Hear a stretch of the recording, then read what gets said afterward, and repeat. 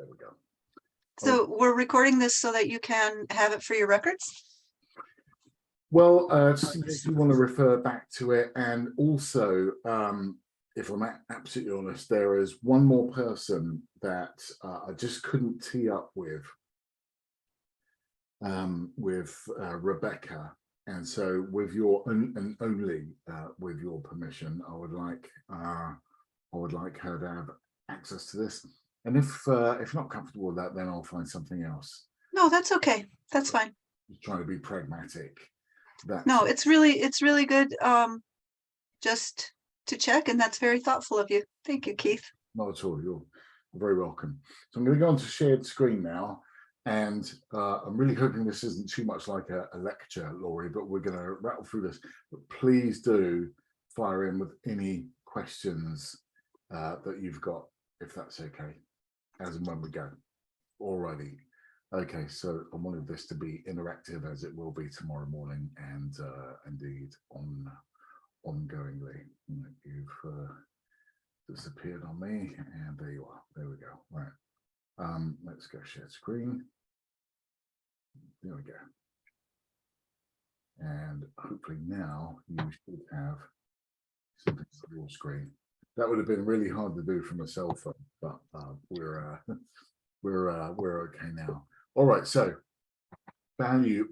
This is the first of 7, and taking you, if you like, Laurie, from the very beginnings of an idea right through to do some research, having a go-to-market strategy, and I'll explain more about that as we go through the modules. How to listen, which I know you're really good at already, but some key tips in there, to i.e. to understand what the customer really wants to buy, instead of just what they come to you for, because there's often a big difference actually. And then to winning that customer, if you decide you want to win that customer, and then what to do with that customer afterwards. Okay, so value proposition is literally what you do and who you do it for, and ideally how you transform, how you make their lives better. Okay, so at risk of if I go too fast or go too well, if I go too slow, you'll be asleep. But if I go too fast, just stop me and tell me to slow down. That's okay. Okay, right. So yeah, okay.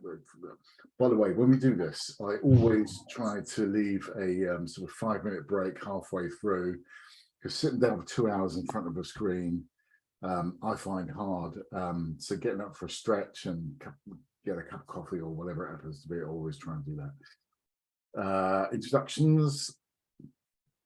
We're not going to practice the pitch today, but one thing I wouldn't mind understanding a little bit, Laurie, about your business is, what sort of customers do you think you're trying to attract? Okay, I have a pretty clear idea in my head. Okay,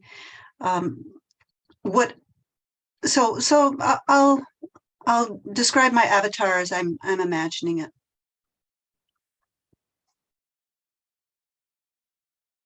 Professional parents who are overwhelmed because they have just found out their child has been diagnosed with a medical condition. Okay. They are dealing with guilt, frustration, and all of the other emotions that come with that, as well as feeling like they can't set boundaries because people offer advice that is unwanted, and then they feel lonely because they've pushed people away, Right. and now there's no one to talk to. So these professionals can show up in any industry, because any parent could have a child with a medical condition. Yeah. And so I believe that LinkedIn is a really good place for me to find my clients, simply because they are already professionals. Yes. Okay, and if I may be so bold, Laurie, the reason you put professional in front of that, is that because it most closely mirrors your background? Is that sort of a budgetary thing, or It's just pragmatic. If you're a professional, you know the value of hiring somebody to help you get a job done. You probably have some sort of savings or a budget to put aside for emergencies. A lot of professionals have emergency funds, and coaching is a luxury item. It doesn't matter. I mean, if you don't have the option of luxuries, you're not going to be looking for a coach. indeed? And that's a really good way of putting it. So at some point, it's you're able to or not. It's discretionary or not. Okay, all right, I hear that.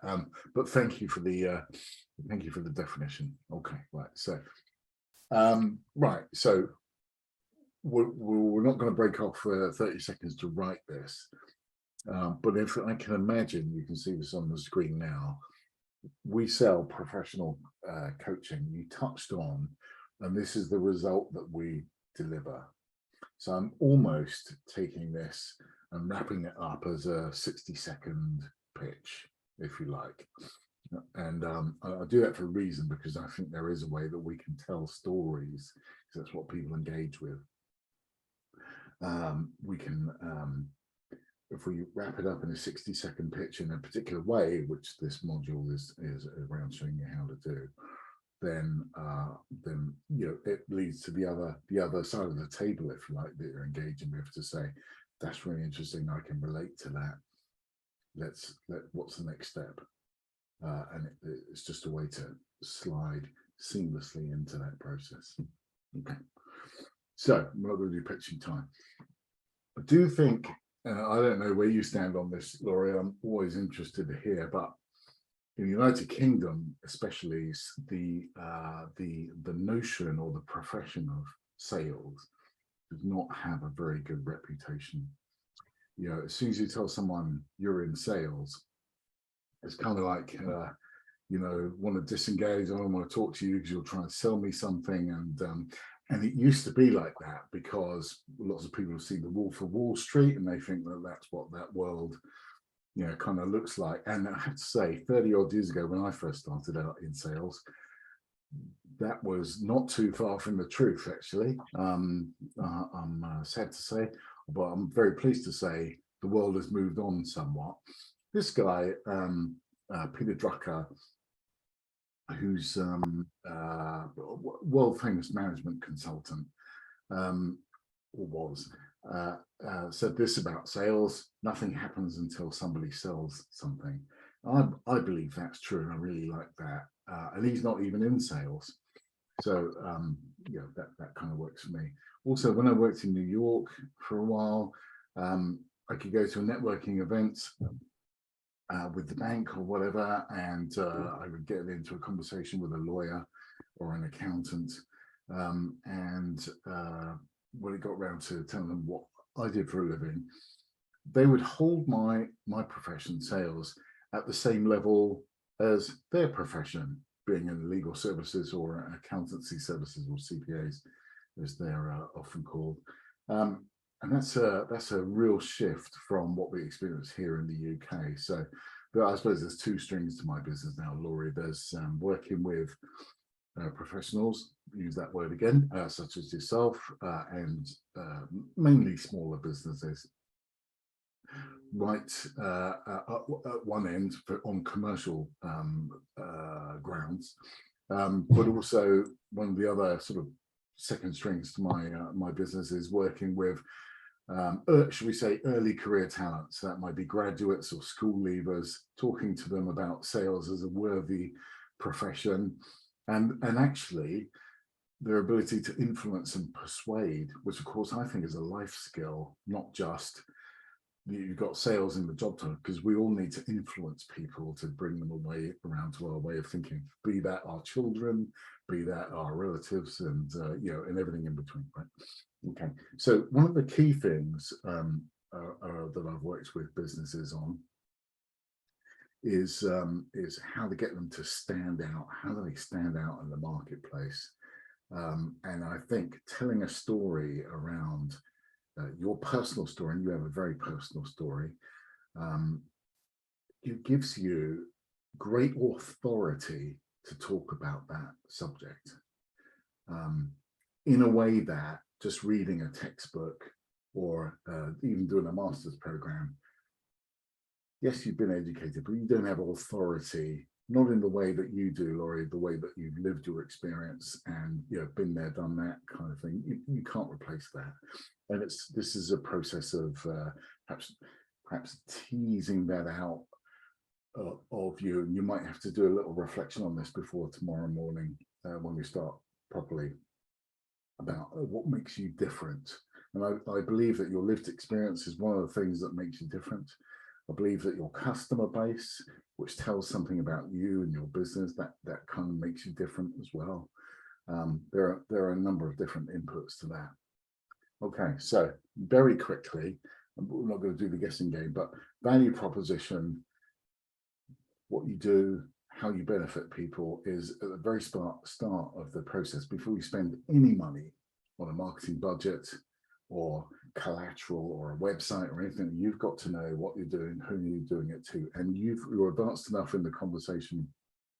You mentioned just now, Laurie, that you have an idea of your avatar already, and that puts you ahead of most coaches and consultants that I come across. You've already been reflecting on that, and you've actually got an image in your head of what that looks like. That's fantastic news. So, yeah, I've actually drawn up an entire family, and what they do. I did the whole. I've done. Yeah. No, that's wonderful. If that you've done that, I'd be really interested to hear kind of more about that, because you're dealing with real people. I'm going to call them issues, for want of a better phrase. But I haven't explored too deeply the connectedness between different market segments, if you like. So that might be worth exploring and reflecting about. Notwithstanding, tomorrow morning we're going to be talking about how to take that message, if you like, to market and how you might go about that. That's what we're talking about tomorrow.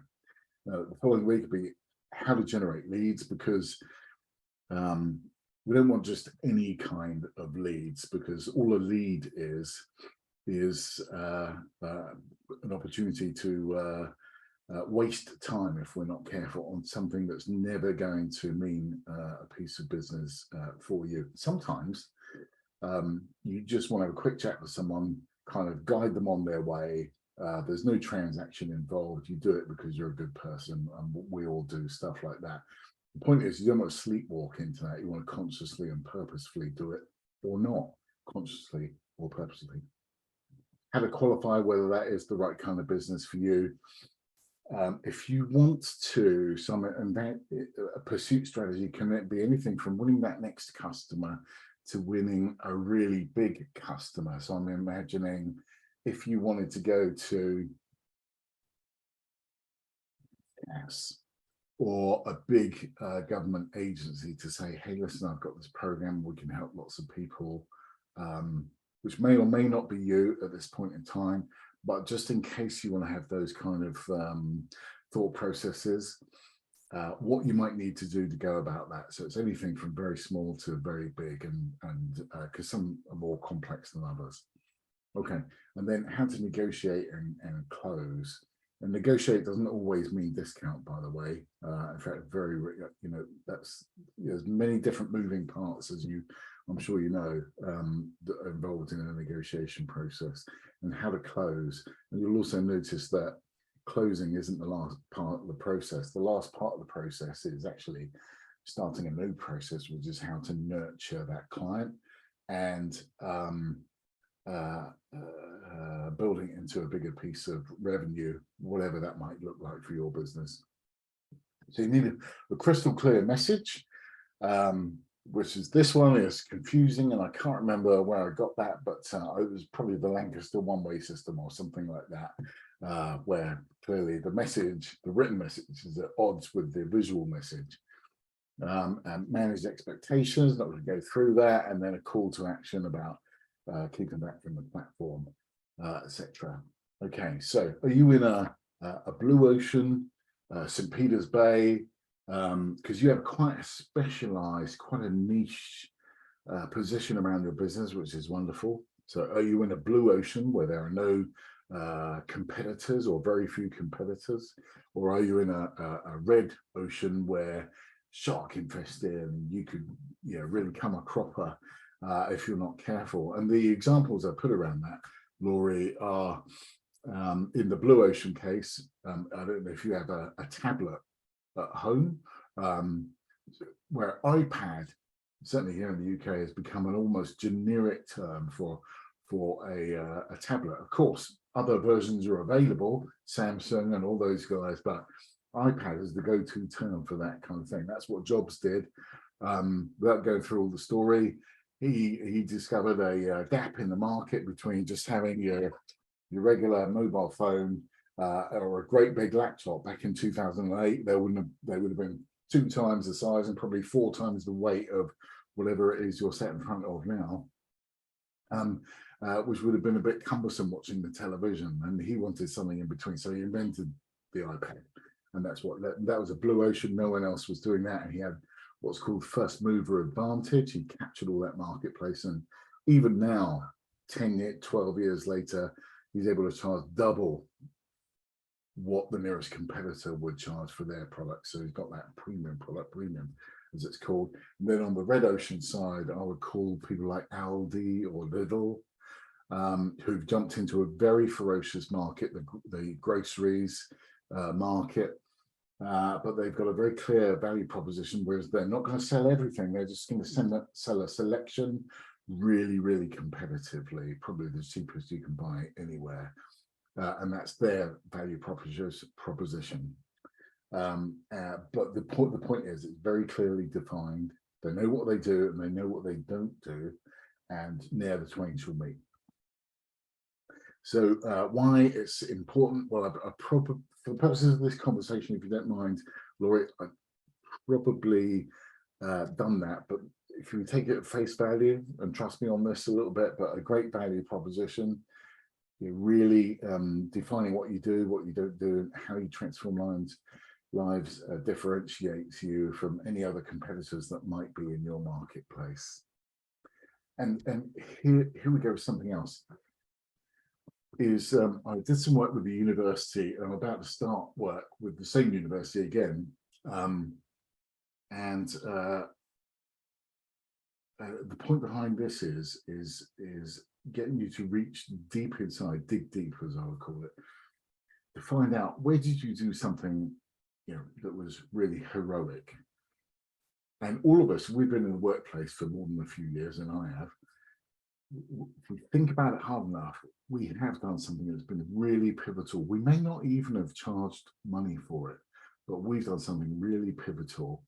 And because we're British, we don't like showing off about this kind of stuff, because we were told not to in our sort of dark young past, if you like, and certainly I come from that kind of background but actually in business, if you don't show off, and not in an arrogant way, but a matter-of-fact way, a way that's engaging and compelling, there's a way to do that and get your story across in a persuasive manner. So I did some work with the university, and it was to do a sales turnaround. They were having trouble recruiting to a particular master's program, which was really highly rated. And they asked me to come in and give them some help. 7 weeks later, we've been through a process. We've got loads of people for them, the right number of people. And almost at the wrap-up meeting, if you can imagine a conference table with 8-10 people around, including the academics and the professional services people. And I overheard a sort of sidebar conversation between 2 of the academics, and one said, oh, by the way, we're number 1 again for corporate strategy. And I stopped the meeting and I said, I'm sorry, I couldn't help but overhear what you're saying. Number 1 for corporate strategy, is that in the Northwest? Because we're up in the Northwest, of Manchester was just down the road, arch rivals in that space. And they said, oh no, number 1 in the world. And I said, what do you mean better than Harvard, which is my benchmark for being #1 in the world? And they said, oh yes, we're better than Harvard. I said, well, I'm better than Wharton. Yes, we're better than Wharton. I said, I could have really done with knowing that 7 weeks ago when I first started this whole program. And they said, oh yeah, that's a fair point. Because, and the guy I know now, for anyone that might be watching this in the future that's been on a business and management degree, you will almost certainly have read the Johnson Scholes book on corporate strategy. And Jerry Johnson, the author of that book, sat 30 feet away from my office, and yet nobody knew about it. It was most extraordinary. And the more I tell that story, I told it again on Friday, a lot of people go, wow, do you know that's right? I can really relate to that. And actually, a few years ago, or even last Friday, I did something and which I'm really proud of, but I've never told anyone about. Well, I think particularly as we face down the chaos that's going on out there in the in sort of the world, we have to dig deep and we have to tell those stories, because I think they're important to tell, and they're certainly going to be important in the context of our business. Okay, quick sip if you don't mind. You've been ever so quiet, Laurie, but you're still awake, your eyes are open, so that's encouraging. If you've got any questions so far, ask away. If not, I'll press a hum. Okay, right.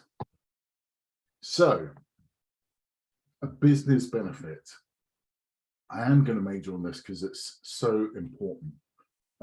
Now, I come across the world of IT and telecoms, technology sales, a lot. So that's where most of my background is, and so they kind of gravitate towards each other. But the principle is true no matter what you're selling. A coaching is just what you do, Laurie. I've already mentioned that once. A benefit is something else. It's how it transforms your clients' lives, your customers' lives. So to take it down to sort of brass tacks again, if you're in the technology world, as Jobs was, Steve Jobs, you could say, well, we sell laptops. Well, if I'm in the market for a laptop, that's probably a good thing. But of course, there are millions, literally millions of places you could go to, including Amazon, to buy a laptop. So just because you sell it doesn't mean to say, I want to buy it. Well, the next thing could be that we sell laptops and it will make you more productive. Well, we're getting somewhere now, but it's still not a differentiator. It's still not a reason to buy that laptop from you.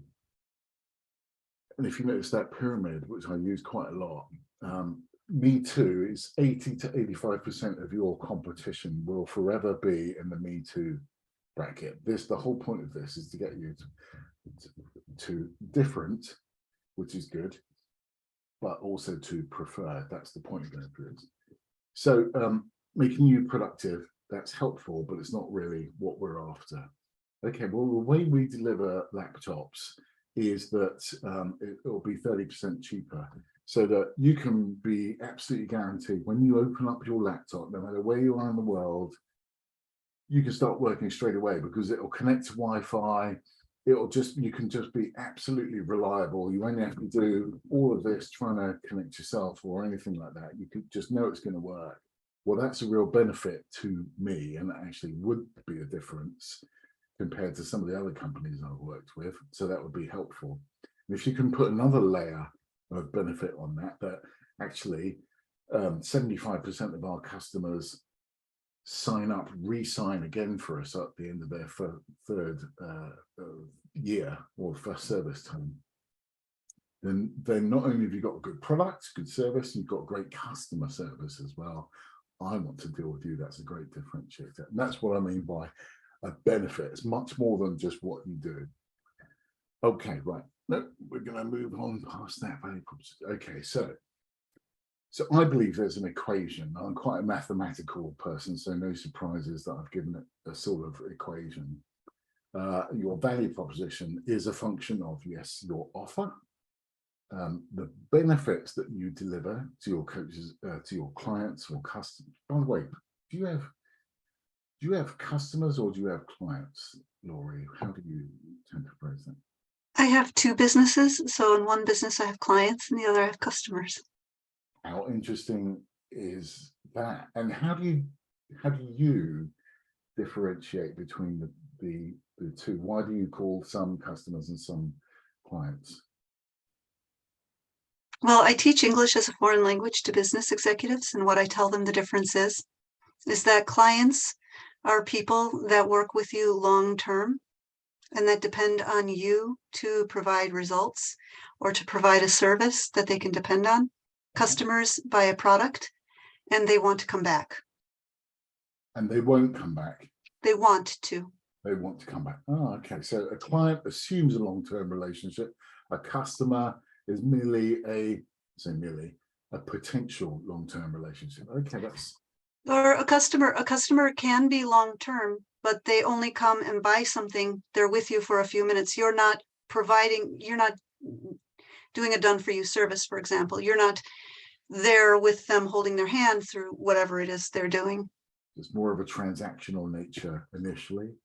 Yeah, I think that a customer has a product, a physical product they sell. Yeah. And I sell a physical product, and I also provide a service for my clients. Yeah. Got you. Okay, thank you for that. That's always interesting to hear how people. And what are your definitions? I would be interested in yours. For me, well, and it's the first time I've ever been asked that. But for me, they're one and the same. They're just interchangeable terms.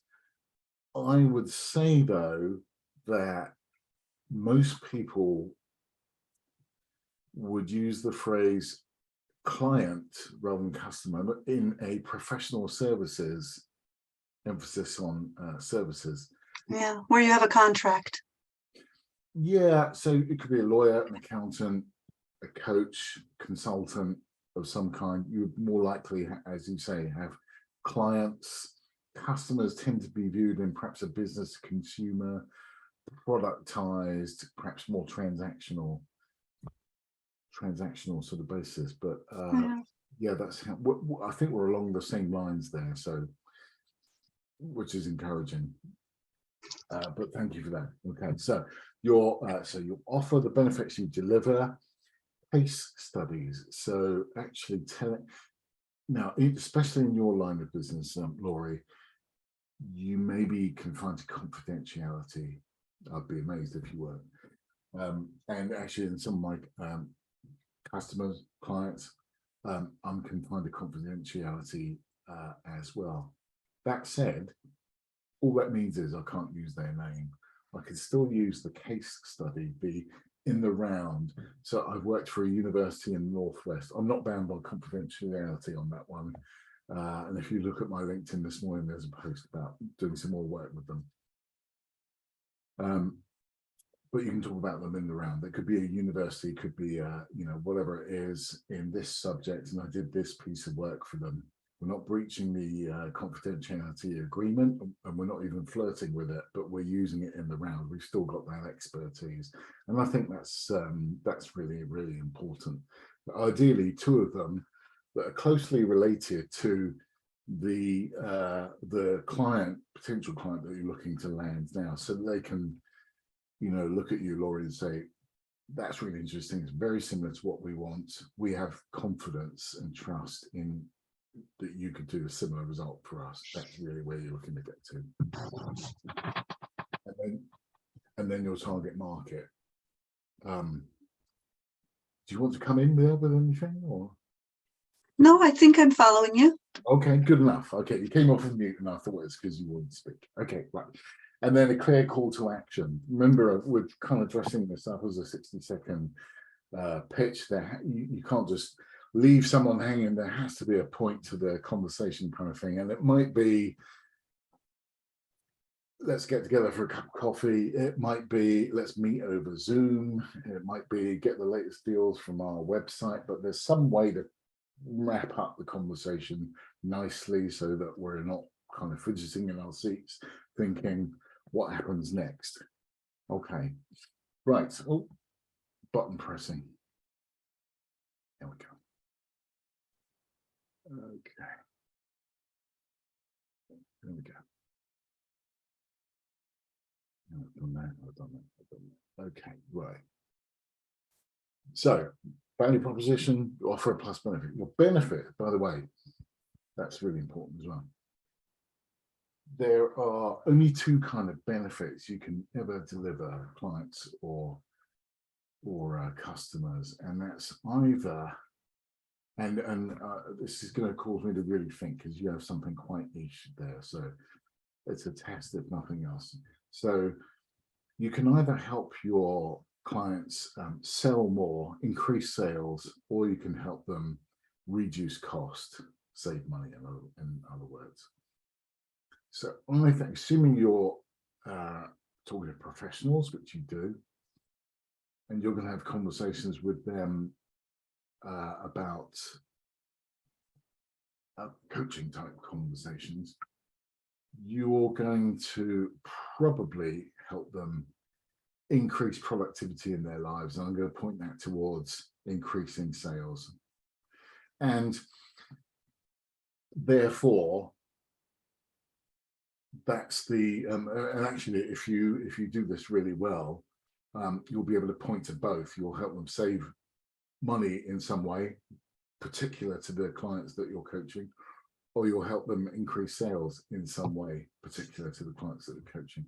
When we're thinking about my clients, I would increase their productivity in that they could make better decisions and feel more confident, go off to work without having the worry in the back of their mind.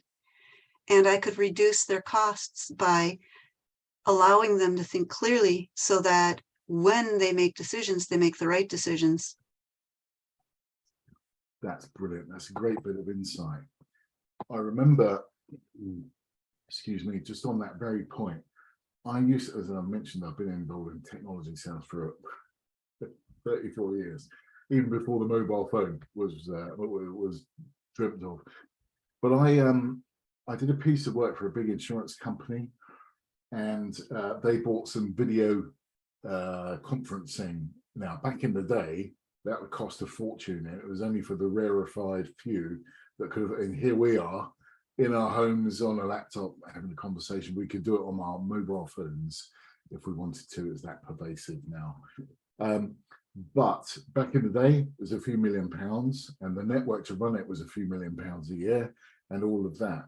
And what we thought was going to be the benefits that they got, which is reduced costs. And also, they're quite a green, back 15 years ago, when green wasn't first and foremost for most companies, it is now, of course. They would spend less time on a plane, so less carbon emission and all of that. We thought that would be their top two benefits, but actually, they said after having used this service for something like 6 months, when I spoke to David again, he said, what it's actually enabled us to do is to make decisions faster and with more confidence, exactly like you just said with your clients, which is the real reason they bought. We want that's such fantastic intelligence and insight from a paying customer that we baked it into our value proposition for other, because only through using it could you realize that kind of benefit. And so that was marvelous. So it'd be great, Laurie, you may want to consider going back to some of your clients, past and present maybe, and just kind of on reflection, what did you get from the process? That can be a really insightful bit of intelligence for your business. Okay, so anyway, I've majored on that.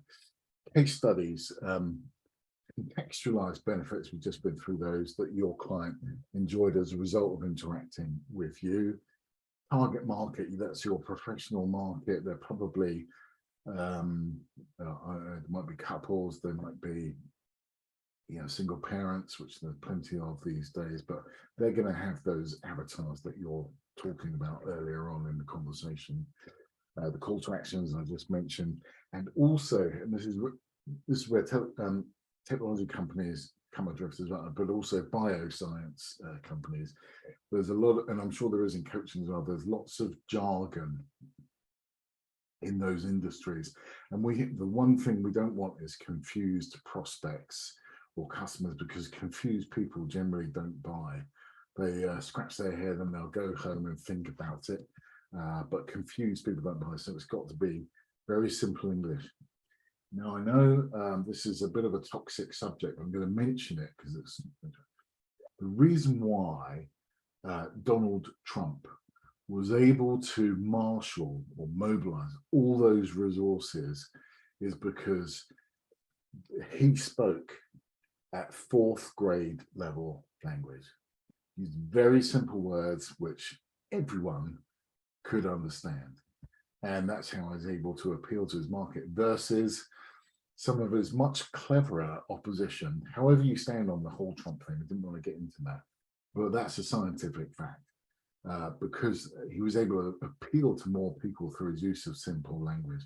Now, I am saying those principles, by the way, are important in business because we're trying to engage with other people. So why not learn something from someone? Anyway, I think you got that now. Right, so no waffle, simple language. And then be bold, use numbers. So that whole number one on corporate strategy thing, that people, number one, people can relate to being number one. If you say if you get through going through your process, Laurie, and people just being able to sell more stuff, if you can get a number on that, that's really, really helpful. If you save them a number of hours a week, they can just go to work without those anxieties. They get promotion, as people do when they're more productive. They really enjoy their work. They're more, they're contributing more. All of those things, those are great stats to be able to. Yeah, sure. Could one of the numbers be showing them in a scientific way how I can 10x their productivity? Yeah, although I'm a bit of a literalist. So 10x means literally 10 times to me. So if you can do that, fantastic. Yeah, I have a system for increasing productivity through reducing the amount of time you spend in anxiety. Right. So I've got studies from Harvard and from MIT on it. So I think it's a pretty substantial claim. I would say so. Yeah. Would you give me 10 seconds? I'm just going to put my next thing off by 5 minutes and then I'll start to wrap up. Okay.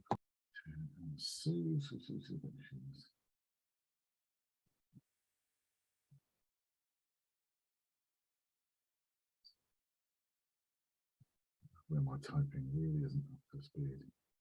Often I dictate rather than type. You can think faster than I can type. Okay, right. Okay, so an example sort of pitch might be, I just helped a company with their cold calling on the telephone, and they booked 30% more appointments last month. So that's the cold calling bit is just what I do. The benefit is the more appointments, 30%, and the number in there as well. Or I recently helped Leonardo DiCaprio with his acting skills, and now he's got an Oscar. Well, so what you do, what the benefit is. Well, someone's already beaten me to that, so I'm going to have to think of something else to help him with. Okay, not going to go through this because I think you get the principles by now. There's a separate video if you want to see the phone call from Wolf of Wall Street. I can send you a link to that, but I break that down. I'm not seeking to emulate those party-like behaviors behind it, but that phone call he makes, the airtime phone call as it's called, is a great piece of narrative and a great way to run structure a conversation. Not going to do that now, but anyway. So tomorrow, Laurie, and now you are up to speed. I'll think when the laptop has finished its rendering and the video is ready, I'll send you the link. It's going to be an unpublished link. So if you want to review, freshen up or whatever, then you can by all means do so. But tomorrow we're going to be talking about go-to-market. Let me come off of share now. We're going to be talking about this better. We're going to be talking about go-to-market. So once we've got our message and our case studies and that sort of thing, now we're going to think, right, how do we target those avatars that you talked about earlier? How do we engage with those people? Where are we going to find them? Stuff like that. And now you're up to speed. So is there anything that I need to do before tomorrow? The only bit I would do is perhaps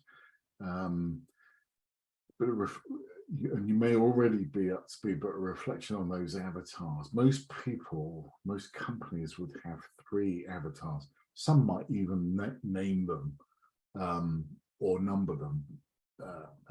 You know, this is Actually, I have 2 avatars that go through a process, and so it covers all 3 areas. the point is that I don't have the monopoly on wisdom. So, Laurie, if you have something that works for you, keep doing that. So is there going to be a time to share that, what the avatars are, or what will happen? I think that would, what we could do is we'll do the introductions again at the beginning of the course. So it's a slightly increased. I keep the numbers deliberately small on this to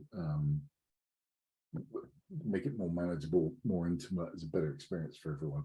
So I think we'll go through the intros again, and perhaps you want to mention your avatars whilst going through that intro. That would be really, really useful.